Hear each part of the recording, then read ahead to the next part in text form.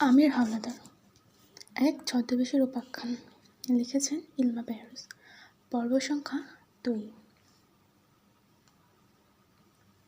কয়েক ঘন্টা আগে ওয়েটিং রুমে মজিদ হাওলাদার বসেছিলেন সোফার এক কিনারায়। চোখ দুটো তীক্ষ্ণ। বহু বছরের রাজনীতি আর অন্ধকারের ব্যবসা মানুষকে যে ধরনের চোখ দেয়, ঠিক সেরকম দুটি চোখ। আমির ঢুকতেই তিনি উঠে দাঁড়ালেন। দুজন মুখোমুখি বসল। প্রথম কিছুক্ষণ কাজের কথা হলো। চট্টগ্রাম বন্দরে নতুন চালানে জটিলতা তৈরি হয়েছে। নারায়ণগঞ্জের একটি রুটে অপরিচিত উপস্থিতির গন্ধ পাওয়া যাচ্ছে। ময়মনসিংহ থেকে যে খবর এসেছে তাও আশাজনক নয়। আমির শুনল, কখনো মাথা নাড়ল, কখনো দুটি একটি কথা বলল, কখনো কোনো সমস্যায় তাকে স্পর্শ করল না। এক সময় ইতস্তত করে মজিদ হাওলাদার বললেন, তোর বাড়িতে যেতে বলবি না আমাকে? আমির ঠান্ডা গলায় বলল, বিজনেস পার্টনারদের বাড়িতে নিতে হলে প্রতিদিনই কাউকে না কাউকে নিতে হবে। মজিদ কণ্ঠ ভারী করে বললেন, আমি কেবলই তোর বিজনেস পার্টনার?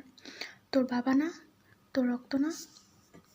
আমির মাথা তুলে মজিদের চোখে চোখ রেখে বলল, যেদিন আমার মেয়ে খুন হয়েছে সেদিন আপনার ছেলেও মরে গেছে।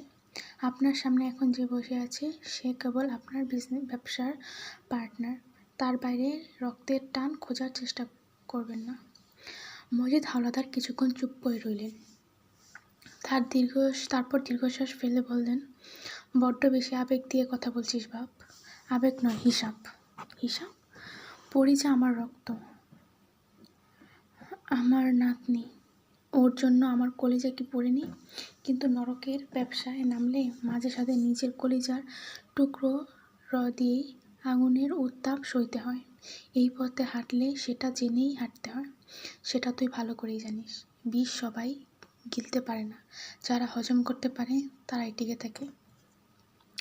ক্ষমতার জন্য বলি দেয়াকে কোরবানি বলে, খুন হওয়া বলে না। আমির কথা বলল না। কথা বললেই ভেতরের আগুনটা বেরিয়ে আসবে। এখন আগুন দেখানোর সময় নয়। সময়ের আগে আগুন দেখালে শিকার সরে যায়। শিকার সরে গেলে সুযোগ যায়। সুযোগ গেলে প্রতিশোধ যায়। মজিদ মোটামুটি নেটগোনার সব নেটওয়ার্ক, পুলিশ, পলিটিক্স, গুন্ডা বাহিনী নিয়ন্ত্রণ করতেন। তাকে এবং তার 2 হাত খলিল ও রিদওয়ানকে সরিয়ে দেওয়া মানে নিজের পায়ে নিজেই কুড়াল মারা। এই 3 স্তর সরে গেলে পুরো পাতালঘর আর সাপ্লাই চেইনের বিশাল ভার তাকে একাই বইতে হবে, যা এক প্রকার আত্মঘাতী সিদ্ধান্ত। তার সাম্রাজ্য কোনো ইটের দেয়াল নয় যে একটা ইট ঘষলে শুধু সামান্য গর্ত হবে। তার সাম্রাজ্য মাকড়সার জালের মতো। জালের কেন্দ্রে আমির বসে থাকলেও তার প্রতিটি সুতো ধরে রেখেছে তার নিজের বাপ, চাচা, ভাইয়েরা আর দেশের শীর্ষস্থানীয় রাজনৈতিক নেতারা। আমির যদি আজ ক্রোধের বশে জালের একটি সুতো ছিঁড়ে ফেলে, তবে সেই কম্পন মুহূর্তেই পৌঁছে যাবে প্রতিপক্ষের কাছে। তারা বুঝে যাবে জালের মালিক আজ দুর্বল। তখন তারা হায়েনার মতো ঝাঁপিয়ে পড়বে। আমির চায় না এই ক্ষমতার লড়াইয়ে শিকারী নিজেই শিকারে পরিণত হোক। তার সঙ্গে বিপদে পড়ুক পদ্মজাও। তার এক পা কাদায় পড়লে শত্রুরা 10 পা এগিয়ে যাবে পদ্মজার দিকে। তাই এই রক্তক্ষয়ী খেলায় তাকে অসীম ধৈর্য ধরতে হচ্ছে। তাছাড়া তার আসল শত্রু নিজের রক্ত নয়, বরং পদ্মার আড়ালে ক্ষমতা ধরা, যাদের নীলনকশার পরিচার হত্যাকাণ্ড ঘটেছিল। তার বাবা, চাচা তো কেবল অস্ত্র। তুচ্ছ অস্ত্র ভেঙে কোনো লাভ নেই। কাটতে হবে সেই হাতকে যে হাত এই অস্ত্র চালিয়েছে। তাই তার বিষবৃক্ষের 3 শানিত অস্ত্র মজিদ, খলিল আর রিদওয়ানকে সে এখনই নষ্ট করবে না। এদের ঢাল হিসেবে ব্যবহার করে পৌঁছাবে মূল খুনিদের উচ্চতায়। তাদের সমান ক্ষমতাধর হবে, তবেই সে চূড়ান্ত আঘাত হানবে। সেইটুকু ক্ষমতা পেতে যদি তাকে আরও 1 যুগ অপেক্ষা করতে হয়, আমির তাতেও প্রস্তুত। মজিদ হাওলাদার এদিক ওদিক একবার তাকালেন। এরপর আলমগীরের দিকে ফিরলেন। বললেন, রিদওয়ান কোথায়? আলমগীর অবাক হয়ে বলল, এখানেই তো ছিল। আমির চোখ দুটো জ্বলে উঠল। রিদওয়ান এসেছে। সে চেয়ার ছেড়ে উঠল। কোনো কথা না বলে উল্টো ঘুরে দ্রুত হাঁটা শুরু করলো। মজিদ পেছন থেকে ডাকলেন, আমির বাবু। আমিরের দ্বিতীয় অফিসটি ছিল মগবাজারের এক নির্জন গলির পুরনো আমলের এক বিশাল দালানে। দালানটির বয়স কম করে হলেও 50 ছাড়িয়ে গেছে। এখানেই বসে তার অবৈধ কার্যকলাপের সকল গোপন বৈঠক। এখানেই এই ফিস করে রচিত হয় নানা ষড়যন্ত্রের নীলনকশা। অফিস রুমের ঠিক গা ঘেঁষেই একটা ছোট গোপন কক্ষ।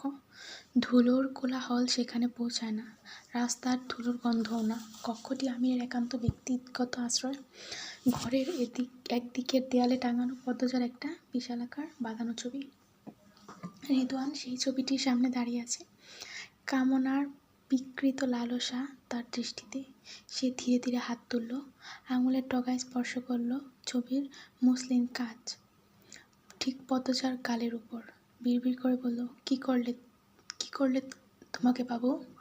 তখনই আমির ঝড়ের বেগে ঘরে ঢুকল। রিদওয়ানের হাত তখনও ছবির গায়ে। আমির এক মুহূর্ত থমকে দাঁড়ালো। তার পুরো শরীর বিদ্যুৎ খেলে গেল। তারপর গর্জে উঠল, হাত ছড়া বান্দির বাচ্চা। রিদওয়ান চমকে ঘুরে দাঁড়ালো। আমির বাঘের মতো ঝাঁপিয়ে পড়ল তার উপর। ডানা মুষ্টি শূন্যে ঘুরে এসে রিদওয়ানের চোয়ালে বজ্রপাতের মতো লাগলো। রিদওয়ান ছিটকে গিয়ে পড়ল সোফায়। পুরো শরীর ঝাঁকুনি খেল। পরক্ষণে সে উঠে দাঁড়ালো, ঠোঁটের রক্ত মুছে পড়ল।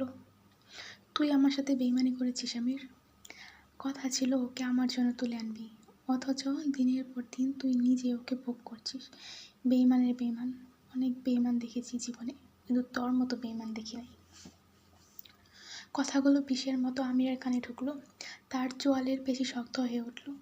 সে এগিয়ে গিয়ে রিদওয়ানের বুকের পাঞ্জাবি মুঠো খাপলে ধরল। কিরমির করে বলল, মুখ সামলে কথা বল শুয়োরের বাচ্চা। পদ্মজা আমার বউ। তোর মতো লম্পটের সাহস হয় কি করে ওর ছবিতে হাত দেওয়ার? এরপর যা হলো তাকে আর লড়াই বলা যায় না। ঝড় বললেই ঘটনার সঙ্গে ন্যায় হয়। দুজনের মধ্যে ধস্তাধস্তি শুরু হলো। টেবিলের উপর রাখা ল্যাম্পটা হুড়মুড়িয়ে মেঝেতে পড়ল। কাঁচ ভেঙে চারদিকে ছড়িয়ে গেল। ফাইলের স্তূপ আছড়ে পড়ল। কাগজ উঠতে লাগলো। আমির রিদওয়ানের কলার চেপে ধরে পুরো শরীরটা তুলে দিয়ে দেয়ালে আছড়ে ফেলল। রিদওয়ান ব্যথায় মুখ বিকৃত করেও উঠে দাঁড়ালো। শ্বাস ভাঙা গলায় বলল, ঝামেলা করিস না, 4 বছর তো ভোগ করেছিস, এইবার অন্তত আমাকে দিয়ে দে, ভাগাভাগি কর। আমরাই তো। শব্দগুলো শেষ হওয়ার আগেই আমির এলোপাতাড়ি কিলঘুষি চালাতে শুরু করলো। বিশ্রী গালিগালাজ ছুটছিল তার মুখ থেকে। সেই সঙ্গে উত্তাল কণ্ঠে বলতে লাগলো, ওকে ছুতে যাওয়া তো দূরের কথা, ওর ছায়ার দিকে তাকালেও আমি তোর চোখ উপড়ে নেব। রিদওয়ান ফাট্টা ঠোঁটে আসলো, বলল, চোখ নিবি? নে, পদ্মজা তোর বউ, মনে মনে আমারও বউ। এটা কেউ কেড়ে নিতে পারবে না। আমার মনকে তো আর ছুতে পারবি না। আমিরের রাগ এবার ভাষার সীমা ছাড়িয়ে গেল। সে রিদওয়ানের গলায় 2 হাত চেপে ধরল, বলল, ওকে তোর মনকে নিয়ে তুই কবরে যা। ঘরে মজিদ আর আলমগীর ঢুকলো হুড়মুড়িয়ে। মজিদ দৌড়ে এসে আমিরের হাতে ধরে বলল, আমির ছাড় ওকে, গলা ছাড় বলছি। আলমগীর অন্যদিকে থেকে ধরার চেষ্টা করতে করতে বলল, পাগল হলি নাকি? মরে যাবে তো, ছাড়। আমির দুজনকে এত সজোরে ঠেলে দিল যে মজিদ হোঁচট খেয়ে পিছলে গেলেন। আলমগীর দেয়ালে ধাক্কা গেল। আমির গর্জে উঠল, কেউ মাঝখানে আসবে না। আজ ওর রক্ত দিয়ে আমি এই ঘরের মেঝে ধোবো, ওর জিহ্বা টেনে ছিঁড়ে ফেলব। রিদওয়ান টের পেল সে আর পারছে না, দম বন্ধ হয়ে আসছে। মরিয়া হয়ে সে পকেটে হাত ঢুকালো। বের হলো একটা ছোট ফোল্ডিং ছুরি। নিজের সবটুকু শক্তি একত্রিত করে আমিরের উপর ঝাঁপিয়ে পড়ল। ধারালো ফলাটা আমিরের পিঠে পোঁচ দিল, রক্ত চুইয়ে ভিজিয়ে দিল কাপড়। আমির আরও ভয়ঙ্কর হয়ে উঠল। রিদওয়ানের চুলের মুঠি কবলে ধরে সমস্ত শক্তি দিয়ে মেঝেতে আছাড় দিল। তারপর একের পর এক ঘুষি আসতে লাগলো মুখে, পাঁজরে। রিদওয়ানের শরীর ক্রমশ নিস্তেজ হতে লাগলো। আমির তার বুকের উপর হাঁটু গেড়ে বসে বলল, অনেক শখ না তোর? পদ্মজাকে মনে মনে বউ ভাবিস? আমার বউকে? বান্দির বাচ্চা বল, চিৎকার করে বল, পদ্মজা তোর মা লাগে। রিদওয়ান রক্তমাখা মুখ নিয়ে ঘড়ঘড়ে কণ্ঠে বলল, কখনো বলবো না। আমির আরও জোরে চেপে ধরল, বলল, বলবি না? তোর জিভ আমি আজ ছিঁড়ে ফেলবো। বল শুয়োরের বাচ্চা, বল তোর মা। মরণপণ এই লড়াই দেখে মজিদ হাওলাদার আর ধৈর্য ধরতে পারলেন না। তিনি এগিয়ে এসে রিদওয়ানের মাথায় সজোরে একটা গাঁট্টা মারলেন। বিরক্ত হয়ে বললেন, গাধার বাচ্চা, জিদ্দ করিস না।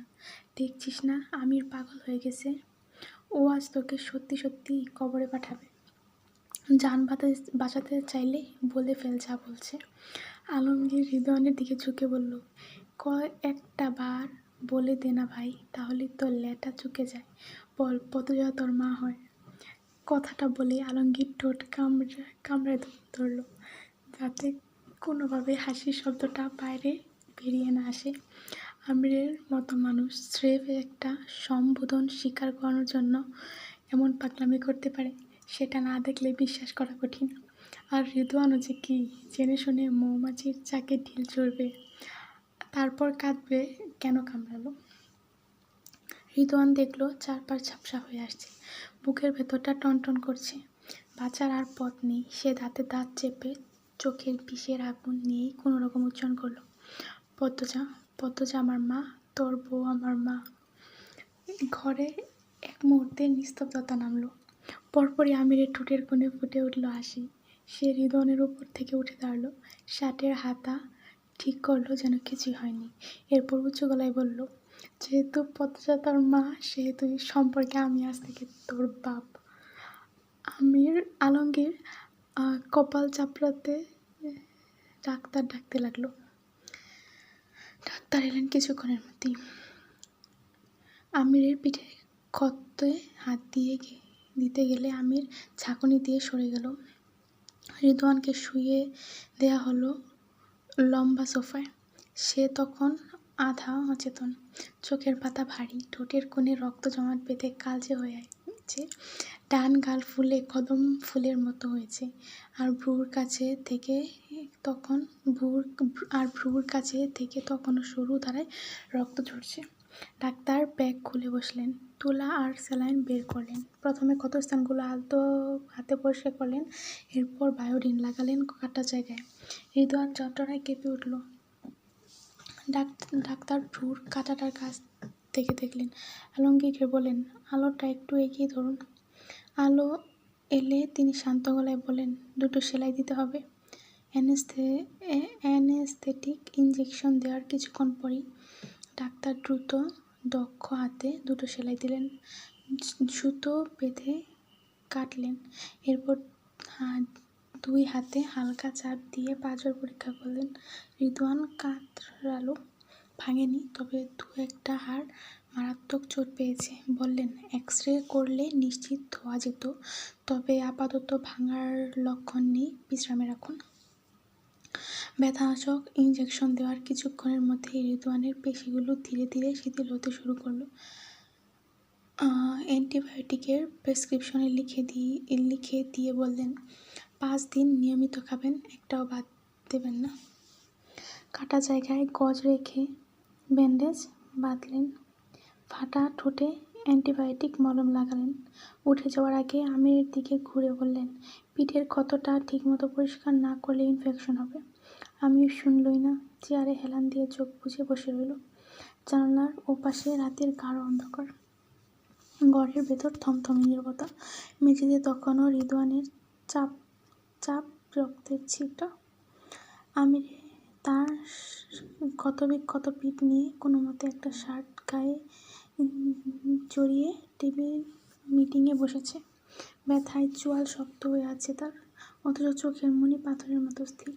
গম্ভীর গলায় বলল, চট্টগ্রামের চালানটা আমি নিজেই সামলাবো। কাল রাতেই বের হচ্ছি। অলন্দপুর থেকে সরাসরি সাগরের বুক পর্যন্ত ছক্কাটা হয়ে গেছে। আলমগীর ভ্রু কুঁচকে বলল, এত মানুষ থাকতে তুই কেন যাবি? 4-5 দিনের মামলা। রিদওয়ানের যাওয়ার কথা ছিল। ও যখন অকেজো হয়ে পড়ে আছে তখন আমিই যাই। না হয় কবির বা সুলতান যাক। না, আমিই যাব। ওখানে আরও একটা হিসেব চুকানোর আছে। আলমগীর আর কথা বাড়ল না। নিশ্চয়ই ওর যাওয়ার পেছনে বড় কোনো শিকার লুকিয়ে আছে। তাছাড়া নারী পাচার যারা নেই, আমিরের সতর্কতা সবসময় একটু উগ্র। যতক্ষণ না মেয়েগুলো গন্তব্যে পৌঁছায় তার স্নায়ুগুলো তপ্ত সীসার মতো টান টান হয়ে থাকে। মজিদ নীরবতা ভেঙে বলল, ঠিক আছে, তাহলে কাল রাতে আমরা একসাথে গ্রামে রওনা দেব। কি বলিস রিদওয়ান? সোফায় আধশোয়া হয়ে থাকা রিদওয়ান কোনো জবাব দিল না। তার চোখ দেয়ালের দিকে নিবদ্ধ, মুখে একরাশ তিক্ততা। ঘরটা আবার গুমোট হয়ে আসছিল। তখন অফিসের ভারী পর্দা ঠেলে ভেতরে ঢুকলো এক নারী ছায়ামূর্তি। আপাদমস্তক কালো বোরকায় ঢাকা। ঠিক মাঝখানে এসে দাঁড়িয়ে এক ঝটকায় বোরকাটা খুলে সোফায় ছুঁড়ে মারল। পরনে চৌড়া লাল পাড়ের শাড়ি। নাম তার আসমানি। আসমানির রূপ ধারালো ছুরির ফলার মতো। চোখের চাহনিতে চরম উদ্ধত্ত। শাড়ির আঁচলটা কাঁধ থেকে কিছুটা আগলা থাকায় তার গায়ের ফর্সা রঙের চুল আরও উস্কে দিচ্ছে। ঘরের গুমোট ভাব ছাড়িয়ে হঠাৎ করেই মাদকতাময় সুগন্ধ ছড়িয়ে পড়ল। আসমানি সবার মুখের উপর নজর বুলিয়ে বলল, এতগুলো বাঘা বাঘা মর্দের মধ্যে আমার দায়িত্বটা কে নেবে শুনি? মজিদ আমিরের দিকে আর চোখে চেয়ে গলাটা একটু ঝেড়ে নিলেন। ঘরের কোমর ভাবটা কাটাতে চাইলেন কিনা বোঝা গেল না। তবে গলার মেকি করুণা মিশিয়ে বললেন, আমির, মেয়েটা তোর মাজেদা দাদির নাতনি। রক্ত বলতে দুনিয়ায় আর কেউ নেই। মাসখানেক আগে মাটাও মরে গিয়ে ওকে একবারে অকূলে ভাসিয়ে দিয়ে গেছে। একা মেয়ে মানুষ, এভাবে পথে পথে তো আর ঘুরতে দেওয়া যায় না। তোর অফিসে কোনো একটা হিল্লে করা যায় না? আমির তার চোখের পলকও তুলল না। টেবিলের উপর রাখা ফাইলের পাতায় তার কলমটা খসখস শব্দে চলছে। সে পাথর কঠিন কণ্ঠে জবাব দিল, আমার অফিসে মেয়ে মানুষের কোনো জায়গা নেই। ওকে সোজা গ্রামে পাঠিয়ে দাও। বাড়িতে ঝি চাকর লাগে, সেখানে কোনো কাজ কাটানোর যায় কি না দেখো। আমিরের অবহেলা আসমানির দর্প আরও বাড়িয়ে দিল। সে দমে যাওয়ার তো দূর, বরং এক পা টেবিলে এগিয়ে টেবিলের উপর 2 হাত রেখে খানিকটা ঝুঁকে দাঁড়ালো। তার গায়ের কড়া পারফিউমের ঘ্রাণ আমিরের নাকে গিয়ে ধাক্কা দিল। আসমানি এমনভাবে আমিরকে দেখছে যেন চাউনি দিয়েই তার চামড়া ভেদ করে ভেতরে ঢুকে পড়বে। আমি ঠোঁটের কোণে ঝুলে থাকা কুটিল সম্মোহনী হাসিটাও আরও চোবড়া করে বলল, লোকমুখে তোমার নাম অনেক শুনেছি, সামনাসামনি দেখার খুব শখ ছিল। দেখলাম দেখার মতোই। বলেই শব্দ করে হাসল। এরপর কণ্ঠস্বরকে একটু খাদে নামিয়ে বলল, এখনই গ্রামে পাঠিয়ে আমার নির্বাসন দিও না। কয়টা দিন আমার পাশে থাকো, আমায় একটু চেনো, আমার স্বভাব চরিত্র জানো। আসমানিরে কাজে লাগানোর মতো হিম্মত তোমার আছে কি না সেটা তো আগে বোঝার দরকার। এরপর না হয় খেদিয়ে দিও, চলে যাবনে। আমির এবার মুখ তুলল। আসমানির চাউনি দেখে মুহূর্তে বুঝে নিল এই মেয়ে আপাদমস্তক বিষে ভরা এক ফিতনা। আসমানি সুযোগটা হাতছাড়া করল না। নিজের শাড়ির চৌড়া আঁচলটা কাঁধ থেকে ইচ্ছাকৃত খানিকটা আলতো করে দিল সে। উদ্ধস্ত ভঙ্গিতে বুনো হাতছানি দিয়ে বলল, আর কাজের কথা? সে তো এখনো দেখোই নাই। একবার যদি আমার কেরামতি দেখো, ব্যবসা বাণিজ্য সব চুলোই দিয়ে সারাদিন আমারই পাহারা দেওয়া। মজিদ হাওলাদার ঘরের কোণ থেকে আসমানির কথার খেলাটা সূক্ষ্মভাবে পর্যবেক্ষণ করছিলেন। আসমানি এখানে আচমকা উড়ে আসেনি। তাকে দাবার গুটি হিসেবে মজিদ নিজেই চাল দিয়েছে। আমির পদচার মায়ে পুরোপুরি আচ্ছন্ন, প্রেমে বিভোর। তাই তিনি এমন কাউকে খুঁজছিলেন যে আমিরের নিকট একঘেয়ে জীবনে নতুন উন্মাদনা নিয়ে আসবে। মজিদ আর চোখে আসমানিকে আবার পরখ করলেন। মেয়েটা সত্যি আগুনের গোলা। পদ্মজার মধ্যে হয়তো স্বর্গীয় শুদ্ধ স্নিগ্ধতা আছে, কিন্তু আসমানের ভেতর আছে উগ্র কামুক সৌন্দর্য। ওর টানা টানা চোখ আর চলন বলনে যে শরীরী টান আছে, ওইটুকু যথেষ্ট যে কোনো শক্ত পুরুষ সে রক্তে অনাশয়ে আগুন ধরিয়ে দেওয়ার জন্য। পদ্মজা যদি ভোরের শীতল শিশির, তবে আসমানি হলো চৈত্র দুপুরের কড়া রোদ। আসমানি যদি একবার তার কামনার বিষ আমিরের মগজে ঢুকিয়ে দিতে পারে, তবেই কেল্লা ফতে। পদ্মজার মায়ার বাঁধন ছিঁড়তে এক পলক সময়ও লাগবে না। মজিদ পকেট থেকে পানের বাটাটা বের করতে করতেই গলা ছেড়ে কাশলেন। ধূর্ত চোখে আমিরের দিকে চেয়ে বললেন, আমির, মেয়েটা যখন বলছে 2-4 দিন থাকো কিনা, দেখো না কোনো কাজে আসে কিনা। চট্টগ্রাম যাবি, দীর্ঘ পথ, 2-3 দিন লঞ্চে কাটাতে হবে। খাওয়া দাওয়া তদারকির একটা ব্যাপার আছে। পাশে থাকলে একটু সেবা যত্ন করতে পারবে। কি ফিরে না হয় গ্রামে পাঠিয়ে দিস? কি বলিস আলমগীর? আলমগীর কোনো মন্তব্য করল না, কেবল অস্বস্তিতে জানালার বাইরের গুটগুটে অন্ধকারের দিকে তাকিয়ে রইল। আমিরের নীরবতা আসমানি তার রূপের কাছে নতি স্বীকার বলে ধরে নিল। দুনিয়ার সব পুরুষই তো এক ঘাটের জল খায়, এই পাথরকেও গলানোর তার বাম হাতের খেল। আমির নিষ্প্রিয় ভঙ্গিতে চেয়ারে ছেড়ে উঠে দাঁড়াল। হাত বাড়িয়ে আসমানির নরম মোলায়েম হাতটা নিজের শক্ত মুঠোয় নিল। গা ঘেঁষে দাঁড়াল। সঙ্গে আসমানির ঠোঁটের কোণে বিজয়ের হাসি ফুটে উঠল। আমির হাতের বুড়ো আঙুল ও তর্জনীর সাহায্যে বৃত্ত ইশারা করে প্রশংসার সুরে বলল, একের নটি। মুহূর্তেই আসমানির উদ্যত হাসি, বিজয়ী হাসিটা পাথরের মতো জমাট বেঁধে গেল। অপমানে বিষয়ে তার শ্বাস বদ্ধ হয়ে এলো। সে কিছু একটা বলতে ঠোঁট ফাঁক করেছিল, আমির তাকে সেই সুযোগটাও দিল না। তার হিমশীতল দৃষ্টি ততক্ষণে ঘুরে গেছে ঘরের কোণে ব্যান্ডেজ জড়িত, মুখ কুমড়া করে বসে থাকা রিদওয়ানের দিকে। যন্ত্রণায় রিদওয়ানের শরীর আর মন দুটোই তখন বিষে আছে। আমির ঠান্ডা গলায় বলল, যাও, তুমি বরং ওর কাছে গিয়ে বসো। তোমার উর্বর জমিতে চাষ করার জন্য ওর মতো আদর্শ কৃষক দ্বিতীয়টা হবে না। কথাটা শেষ করে আমির আসমানিকে সজোরে এক ধাক্কা দিল। আসমানি নিজেকে সামলাতে পারল না। টাল খেয়ে সে আছড়ে পড়ল রিদওয়ানের রক্তাক্ত গায়ের উপর। আকস্মিক ধাক্কায় রিদওয়ানের ব্যথায় কুঁচকে উঠে গালি দিয়ে বলল, উফ শালার পুত, মারলি তো মারলি, এখন এই বান্দিরে আমার গায়ের উপর। বলে রিদওয়ান প্রথমে থেমে গেল, কথাগুলো আর শেষ হলো না। আসমানি তখনও তার বুকের উপর আচ্ছ অবস্থায়। ধস্তাধস্তিতে আসমানির এলোমেলো হয়ে যাওয়া চুলের গোছা রিদওয়ানের গালে আলতো করে ছুঁয়ে যাচ্ছে। রিদওয়ান যখন যন্ত্রণায় কাতর চোখ তুলে তাকালো, তার রাগ আর শরীরের বিষ মুহূর্তে কর্পূর হয়ে উড়ে গেল। চোখের সামনে কাকে দেখছে? এই তো অপসরী। আসমানির চৌড়া পাড়ের শাড়ি কাঠটা থেকে অনেকটা সরে গেছে। ঘাড়ের খাঁজে আর বুকের উপর বিন্দু বিন্দু ঘাম চিকচিক করছে। অপমানে তার মুখটা লাল হয়ে আছে ঠিকই, কিন্তু চোখের কোণে এখনো কামুক বুনো হাতছানি রেখা। মজিদ হাওলাদার আমিরের জন্য তরুপের তাস এনেছেন, কিন্তু তাসের মুখটা যে এতটা বিষাক্ত সুন্দর হতে পারে তা তার কল্পনাও অধিক ছিল। আসমানি রিদওয়ানের হতভম্ব চাহনি দেখে খুশি হয়ে গেল। হাওলাদার বাড়ির সিংহাসনটা তাকে ফিরিয়ে দিলেও শেয়ালটাকে বশ করার খুব কঠিন হবে না।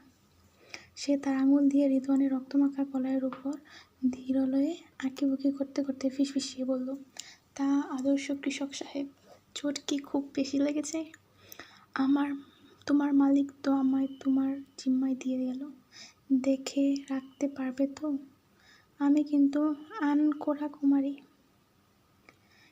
আমির পেছনে আর ফিরেও তাকালো না। তার কাছে আসমানি শরীরী প্রদর্শন ছিল নিছক নর্মদমার পঙ্কিলতা। গট গট করে ঘর থেকে বেরিয়ে সে গাড়িতে গিয়ে উঠল। টায়ার ঘষে ধুলো উড়িয়ে ছুটল তার শহরের মূল অফিসের দিকে, যেখানে তার বৈধ ব্যবসার সকল কলকাঠি নাড়া হয়। অফিসের গদিওয়ালা চেয়ারে শরীরটা এলিয়ে দিতেই কবির এসে দাঁড়ালো। বলল, ভাইজান, দুপুরে ভাবিজান আসছিল, অনেকক্ষণ অপেক্ষা করে গেছে, মনে হয় জরুরি কোনো কথা ছিল। পদ্মজা নামটা কানে আসা মাত্রই আমিরের পাথুরে হিমশীতল মুখভঙ্গি মুহূর্তে কাচের মতো ভেঙে চুরমার হয়ে গেল। কবিরকে একটা জুৎসই গালি দিয়ে আর এক মুহূর্ত দেরি করল না, বেরিয়ে গেল। টেবিলের উপর জরুরি ফাইল, মিটিং সবকিছু পড়ে রইল। পরদিন সরকারি ছুটির দিন। মন্ত্রী সালাউদ্দিন তারিকের ড্রয়িং রুমে পিনপতন নীরবতা। দরজার দিকে পিঠ করে দেয়ালে হেলান দিয়ে বসে আছে আমির। পায়ের উপর পা তোলা, হাতে ভাঁজ করা খবরের কাগজ। ঠোঁটের কোণে জ্বলন্ত চুরুট থেকে নীল ধোঁয়া কুণ্ডলি পাকিয়ে উঠছে সিলিংয়ের দিকে। হঠাৎ পেছন থেকে একটা কণ্ঠস্বর বেরিয়ে এলো।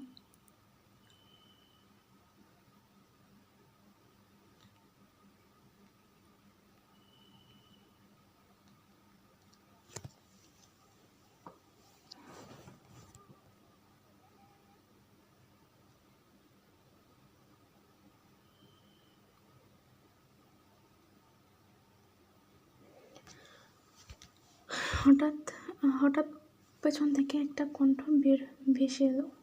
তোমার সাহস তো কম নয়, মন্ত্রীর বাড়িতে এসে চুরুট ফুঁকছ। আমি চমকালো না, এমনকি কাগজটাও নামালো না সঙ্গে সঙ্গে, বরং একটু থেমে ধীরে ধীরে চুরুটটা এস্ট্রেতে রেখে উঠে দাঁড়ালো। ঘুরে তাকালো, বিনয়ের সঙ্গে সালাউদ্দিনের সঙ্গে হ্যান্ডশেক করলো। সালাউদ্দিন তারিক সামনাসামনি বসলেন। তার বয়স 50-এর কোঠায়, চুলে পাক ধরেছে। বললেন, সরাসরি আলাপে যাই। বললেই থামলেন, কিছু ভাবলেন, তারপর বললেন, আমির, আমরা যখন কাউকে বিশ্বাস করি তখন তার প্রতিদান হিসেবে আনুগত্য আশা করি।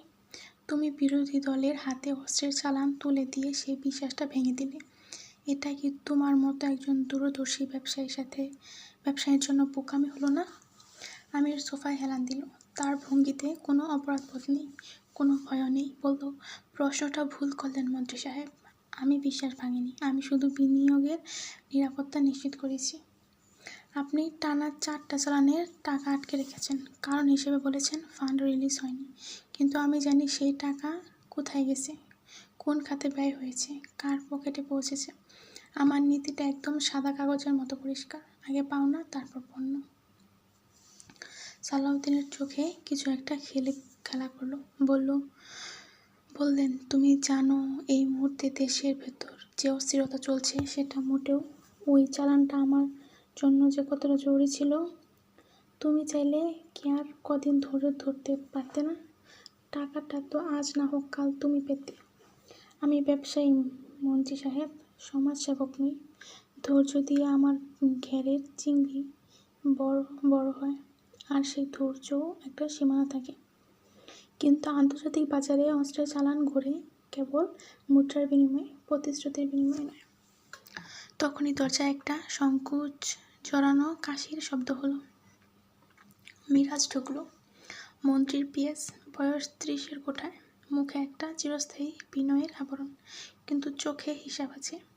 এই মিরাজের সাথে আমিরের সব লেনদেন হয়, সব ডিলে শুধু এই লোকের হাত দিয়ে গেছে। তাকে দেখেই সালাউদ্দিন সাহেব বললেন, মিরাজ, হয়তো তোমাকে ঠিক মতো বোঝাতে পারেনি।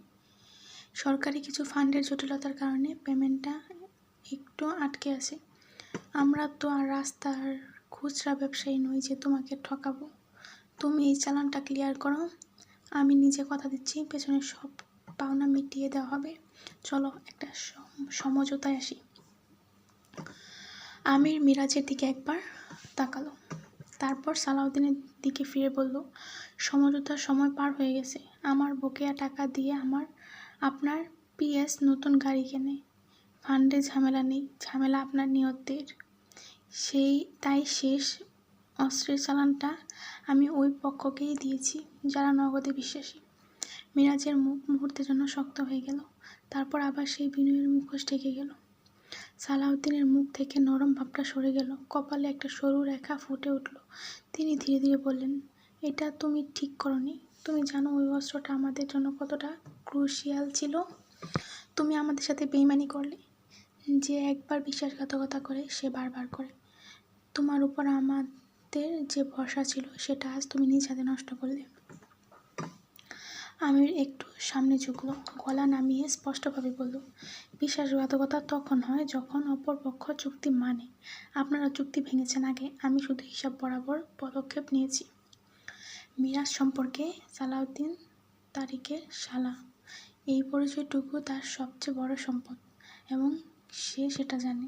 সেই সম্পর্কে আড়ালে দাঁড়িয়ে সে মাঝে মধ্যেই এমন কথা বলে যা অন্য কেউ বলার সাহস দেখাতো না। এবারও তার ব্যতিক্রম হলো না। ঠোঁটের কোণে একটা তাচ্ছিল্যের হাসি ঝুলিয়ে সে ফোড়ন কাটল। বিশ্বাসঘাতক একটা নীতি আছে, নীতি নেই, সততা নেই। ঘরের বাতাস একটু ভারী হলো। সালাউদ্দিন কিছু বললেন না, শুধু চোখ একটু সরু হয়ে গেল। তিনি উৎসুক হয়ে দেখছেন এরপর কি হয়। আমির ঠান্ডা মাথায় হাসল, বলল, রাতের অন্ধকারে আমার পাঠানো মেয়েদের সামনে যখন ন্যাংটা হন, তখন আপনার ওই আদর্শ আর নীতি কোন নর্দমায় গিয়ে লুকায়? আপনার মতো মানুষের ইজ্জত তো আমার মেয়েদের বিছানায় রোজ নিলাম হয়। মিরাজের মুখ থেকে রক্ত সরে গেল। সালাউদ্দিন গর্জন করে উঠলেন, তোমার স্পর্ধা অনেক বেড়ে গেছে আমির। তুমি ভুলে যাচ্ছ তুমি কার সামনে দাঁড়িয়ে আছো। আমার শালাকে তুমি আমার সামনেই। আমির একটুও টলল না, বরং সালাউদ্দিনের দিকে সরাসরি তাকিয়ে কথা কেড়ে নিয়ে বললেন, মন্ত্রী সাহেব, আমি আপনাকে সম্মান করি, কিন্তু মিরাজ আপনার শালা হয়েও আমার কাছে সে স্রেফ একটা বাজারের দালাল। কথাটা ঘরের মধ্যে পাথরের মতো পড়ল। মিরাজ এবার রাগে প্রায় জ্বলে উঠল।